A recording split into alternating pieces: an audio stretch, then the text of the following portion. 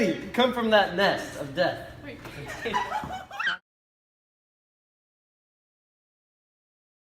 Sweet flower, with flowers thy bridal bed I strew. O woe, thy canopy is dust and stones, which with sweet water nightly I dew. Or wanting that, with tears distilled by moans, the obsquede that I for thee will keep. Nightly shall be strew thy grave and weep. The boy gives me warning, something doth approach.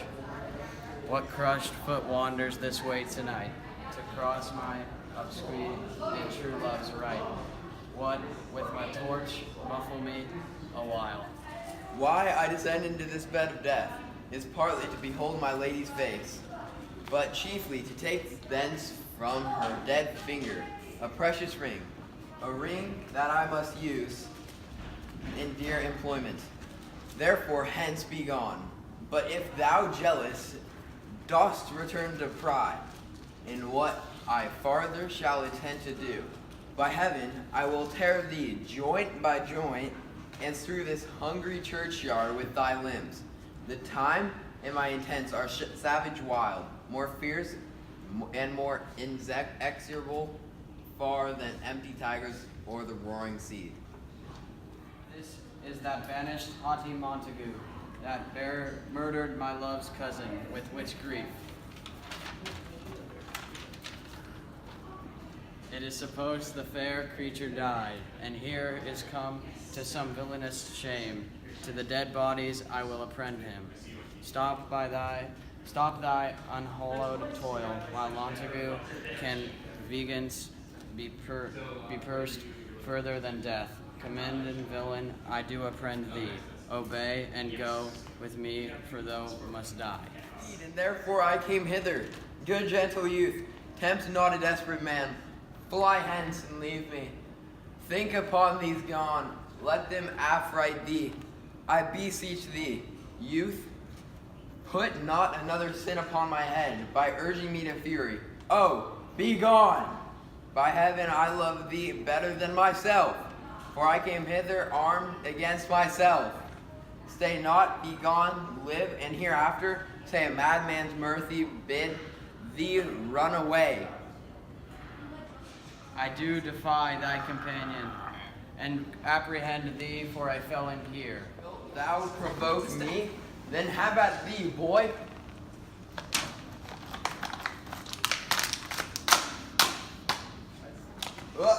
Wait, we gotta figure out how this fight seems to work.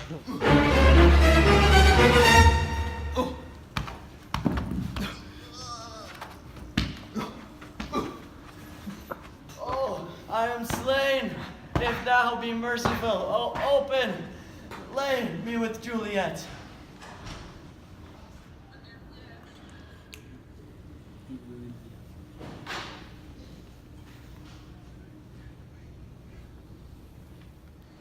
A grave, oh no, a lantern, slaughtered youth, for here lies Juliet, and her beauty makes this vault feasting presence of her full light. Death, lie thou there, by a dead man interred. Oh, my love, my wife, death that hath sucked honey of thy breath, hath had no power yet upon thy beauty. Thou art no conquered.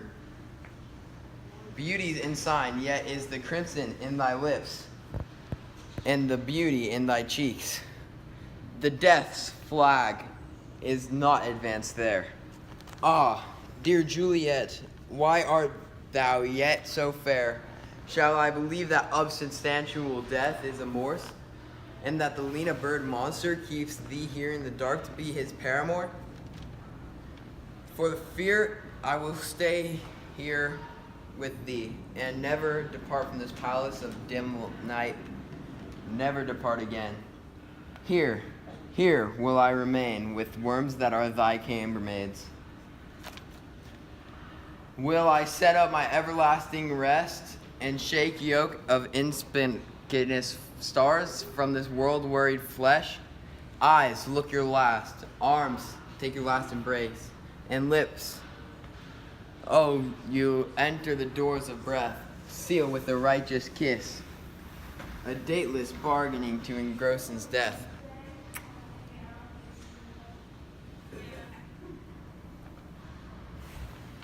Come, bitter conduct. Come, unsavory guide. Thou desperate pilot, now at once on the dashing rocks thy seasick weary bark. Here's to my love, drinking, O true apothecary. Thy drugs are quick. Thus with a kiss, I die.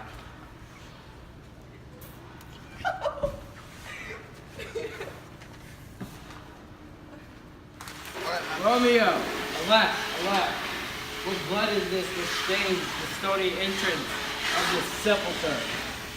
What means these masterless and void swords? And by this color, by this place of peace? Romeo, oh pale, who else? What? Paris too? Steeped in blood? Ah, what an unkind hour is guilty of this abominable chance. The lady serves. Oh. Oh, comfortable fair, where is my lord? I do remember well where I should be.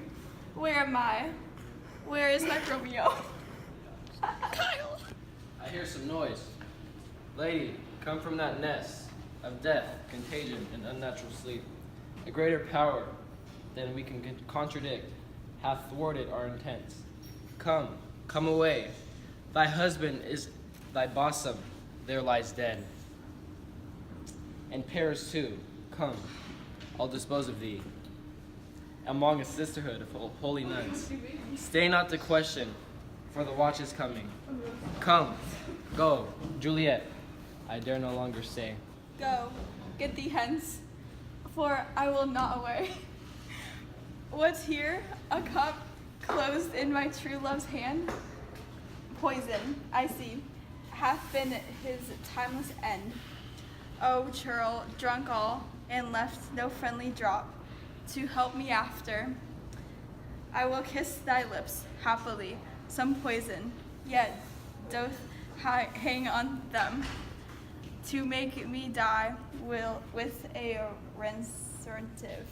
Thy lips are warm.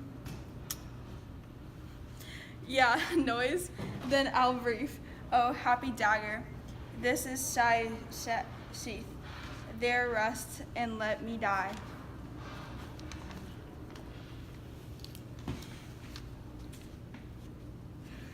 Oh!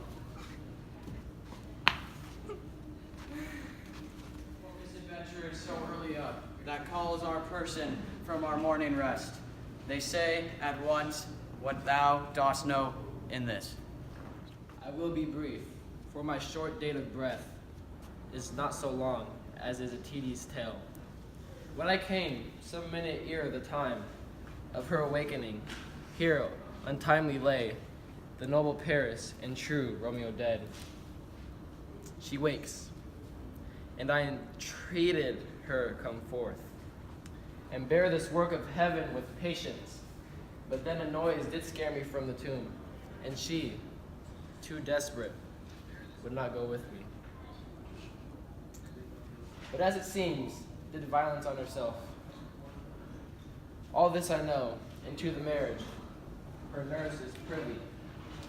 And if aught in this miscarried by fault, let my old life be sacrificed some hour before this time, unto the rigor of severest law.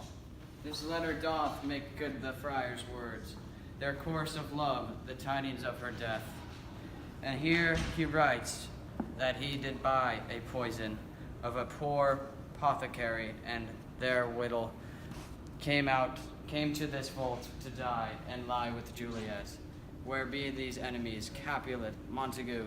See what scourge is laid upon your hate, that heaven finds means to kill your joys with love.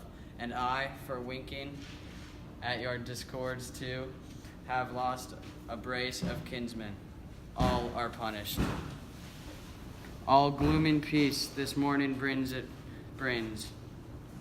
The son of Forsero will not show his head. Go hence, to have more talk of these sad things. Some shall be pardoned, and some shall be punished. For never was a story more woe than this of Romeo and Juliet. Oh, never mind, I got that wrong. For never was a story of more woe than this of Juliet and her Romeo.